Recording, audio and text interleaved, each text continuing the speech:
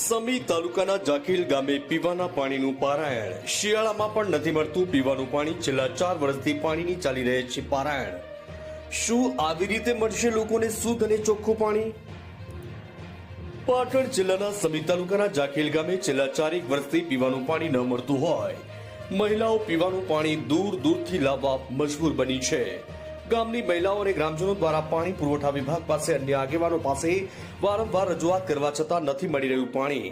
જળસે નળ યોજનાની વાતો પોકળ સાબિત થતી હોય, સરકાર મોટી મોટી જાહેરાતો કરતી હોય લોકોને શુદ્ધ અને ચોખ્ખું પાણી આપવાની જળસે નળ યોજનાની ત્યારે નથી મળી રહેલી। લોકોને પાણી આ વિસ્તારની અંદર પાણી પુરવઠા વિભાગ દ્વારા પાણી આપવા માટે અન્ય પ્રાઇવેટ એજન્સીઓને પણ કામગીરી આપી હોય તેવું લોકો જણાવી રહ્યા છે, પરંતુ એજન્સીઓ દ્વારા પણ પીવાનું પાણી ન પહોંચાડાતું હોય પાણી પુરવઠા વિભાગ અને અન્ય વિભાગો ઘોર નિંદ્રામાં સૂતા હોય તેવા દ્રશ્ય પાટણ જિલ્લાના